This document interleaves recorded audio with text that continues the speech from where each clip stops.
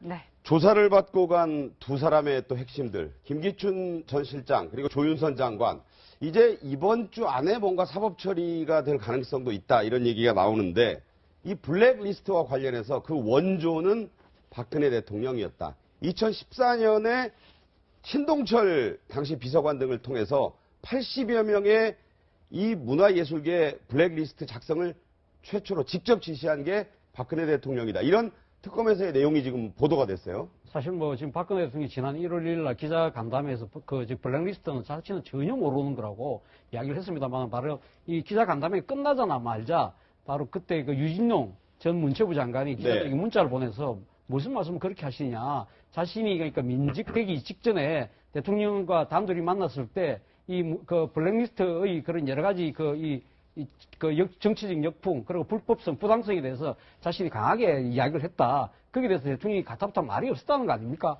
그런 걸 본다고 한다면 대통령께서는 사실 그 기자간담회에서 거짓말을 한 셈인데 오늘 뭐 지금 그 특검에서 이런 이야기가 흘러나왔다고 한다면 아마 뭐 특검에서 상당히 이 구체적인 증거를 갖고 있는 것 같아요. 네. 지금 그 대통령의 지시 시점이 2014년 5월로 지금 보도되고 있습니다. 그렇죠. 자, 그렇다고 한다면 이 지금 김영한 전 민정수석의 업무수첩에 이 문학의 좌파와의 투쟁을 지시한 부분은 2014년 10월 2일입니다. 그러니까 5월 달에 대통령이 지시한 부분이 제대로 이행이 안 되니까 아마 한 5개월 정도 지나서 김기춘 전 비서실장이 관계 수석들을 모아놓고 상당히 좀 다그치는 그런 차원이 아니었겠는가. 그렇다고 한다면 이 대통령이 먼저 지시하고 김기춘 비서실장이 챙기는 그런 이렇게 조금 시간상으로 딱딱 맞아떨어지는 그런 감이 든다는 겁니다. 자, 그래서 청문회 때는 저게 거짓말 아닐까 했지만 지금 이 보도와 또 연관지어 생각하면 실제 김기춘 전 실장이 주도한 게 아닐 수도 있다 이런 생각이 드는데 그때 얘기를 한번 들어보고 얘기 나누겠습니다. 블랙리스트니 뭐 좌파를 어떻게 해라. 전 그런 얘기 한 일이 없습니다. 네, 저 얘기는요. 그러니까 저게 이제 거짓일 수도 있지만 실제로 원조의 지시 그 사령탑은 박근혜 대통령이지 자기가 아닐 수도 있다 이런 얘기를 항변한 것처럼도 들려요. 사실 김기춘 전 실장 말을 하도 좀 보면 하도 교묘해서 어디까지 믿어야 될지 모르겠습니다만 저 지난번에 나서 자기는 블랙리스트 그런 거 본 적도 없고 지시한 바도 없다고 얘기했는데 보면 신동철 비서관은 굉장히 오랫동안 박근혜 대통령 십상시 중에 하나로 거론된 사람이죠. 굉장히 박근혜 대통령의 예전 당에서부터 모셨던 정무참모죠. 정무참모인데 뭐냐면 홍성담 씨니 유아 씨니 이런 사람은 뭐냐니까 기억하시겠습니다. 그 유명한 그림. 박근혜 대통령. 희화그림이죠. 박근혜 대통령. 광주 비엔날레죠. 그리고 대표적인 게 박근혜 당시 후보가 애를 낳는데 그게 박정희 대통령이더라. 그런 식의. 그다음에 보면 또 유아 씨 같은 경우는 박근혜 대통령을 갖다가 이제 광녀라고 그러죠. 이렇게 머리 이렇게 해바라기 꽂고 한자로 그렇게 표현할 수 있습니다. 광녀라고 그랬어요. 광녀라고 이제 표현했고 그런 부분들 갖고 아마 박근혜 대통령이 2014년 5월경 세월호 참사 직후 아닙니까? 그때 보면 여러 그런 이러저러한 그 사진들 나오고 하다 보니까 아마 저는 그랬을 수는 있다고 봐요. 박근혜 대통령이 아니 이걸 갖다가 나를 갖다 비난하는 그런 단체까지 굳이 우리 돈을 줘가면서 나를 내가 비난받을 필요 있겠는가. 뭐냐 이건 지원 배제거든요. 그러니까 정확하게 멘트는 이랬다는 겁니다. 특검에 따르면 좌파 문화 예술계 인사들에게 문체부 예산이 지원되는 일이 없도록 하라라고 얘기를 했다는 겁니다. 대통령이. 저는 그랬을 가능성이 있다고 봐요. 그러니까 역대 대통령들도 보면 정권이 바뀔 때마다 좀 자기들하고 코드 맞는 쪽에는 지원을 많이 했고 코드가 안 맞는 쪽에는 뭐 지원을 끊거나 이런 것은 뭐 사실 역대 정부가 쭉 있어 왔단 말입니다. 좌파 정권이 DJ 정부나 노무현 정부 때도 거의 뭐 그런 변함이 없었어요. 그렇기 때문에 대통령이 당시 신동철 비서관 등에게 그야말로 나를 욕하는 사람한테까지 정부 예산을 줘가면서까지 나를 갖다 욕하게 만들 수는 없지 않느냐라는 취지로 얘기했을 가능성이 있고 그렇다면은 정말 김기춘, 조윤선 두 사람은 저 말 한마디 때문에 오히려 빠져나갈 구멍이 생긴 거예요. 진짜 몰랐다. 나 몰랐고 조윤선 장관 같은 경우는 올 1월 달이 되어서야 당시 올 1월입니다. 며칠 안 됐습니다. 올 1월 달에 되어서야 국장으로부터 한 9,400여 명이 조금 넘는 그런 지원 배제 대상이 있었다는 얘기 들었다. 이렇게 얘기했단 말이에요. 그러니까 그런 부분에 있어서 보면 저런 어떻게 보면 특검에서 나오는 이야기들은 오히려 김기춘이나 조윤선 지금 어제 보면 사전영장 청구하지 않았습니까? 이런 부분에서 그들이 항변할 수 있는 또 하나의 약간의 뭐 끄트머리를 주었다? 저는 그럴 가능성도 있다고 봅니다. 자, 조윤선 장관은 이제 블랙리스트와 관련된 주혐의 때문에도 문제가 됐지만 정무수석으로 있을 때 보수 단체를 내세워서 이 관제 시위를 주도하도록 했다. 이런 얘기 나왔죠? 네, 그렇습니다. 바로 2014년 10월 24일인데요. 조윤선 장관이 정무수석으로 취임한 게 2014년 6월입니다. 그런데 넉 달 뒤에 이 다이빙벨, 세월호와 관련된 영화죠. 다이빙벨 상영 반대 시위를 조윤선 수석이, 당시 정무수석이, 네, 정무수석이 주도를 했다. 이런 얘기가 지금 나오고 있습니다. 이뿐만이 아니고 세월호 가족 비난하는 시위도 어버이연합에 시켜서 주도를 했고 심지어 시위 구호까지 챙겼다. 이런 얘기가 나옵니다. 자, 그 관련해서 당시 장면이 있어요. 저희가 네. 그걸 좀 잠깐 보고 또 얘기를 나누겠습니다. 당시에 시위 장면이죠? 네, 그렇습니다. 당시에 이 세월호 유가족들 관련해서 다양한 그런 그 반대 집회 이런 게 많았습니다. 그때 굉장히 가족들을 비난하는 시위도 있었고 이런 시위를 했다는 게 바로 주도를 볼까요? 했다는 네, 게 그림을. 지금 조윤선 수석이거든요.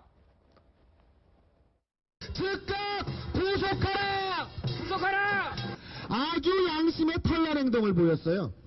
즉각 구속하라! 국민 앞에 사과하라! 사과하라!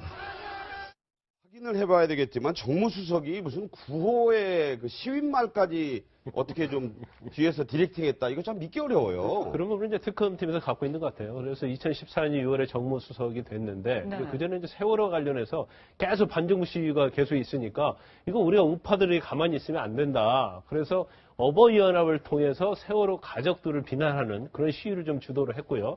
그다음에는 다이빙벨을 상영을 했는데 다이빙벨을 상영을 해서는 안 된다. 네. 그런 이제 어떻게 보면 우리가 유신 때나 있을 수 있는 관제 내모를 시켰다고 그런 것을 지금 특검에서 가지고 있는 거예요. 더군다나 이제 부산국제영화제에서도 사실은 그 예산 사건과 관련해서도 김기춘 전 비서실장이 그걸 다 삭감하도록 전액 삭감하도록 지시했는데 결국 반액 삭감이 됐고 그 네. 과정에서 굉장히 문제가 많았다는 것이 지금 특검의 입장인데 네. 이게 정무수석인 조윤선 장관이 이걸 전체적으로 개입을 해서 삭감하도록 지시를 했다는 거예요. 그래서 이런 부분까지 아마 구속영장에 들어갈 가능성이 크다고 하고요.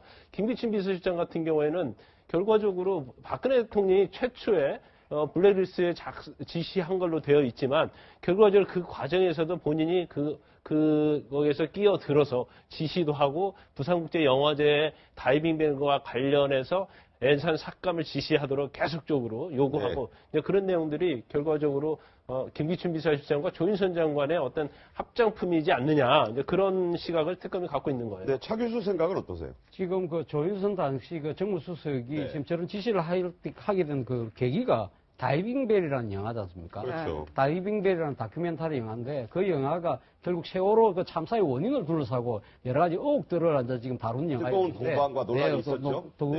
어쨌든 간에 그 지금 이제 그 영화의 그런 가치 그걸 다 떠나서 일단은 부산국제영화제의 그 공식 상영작으로 네. 전직이 된 부분에 대해서 그걸 지금 시비를 걸었다는 거 아닙니까?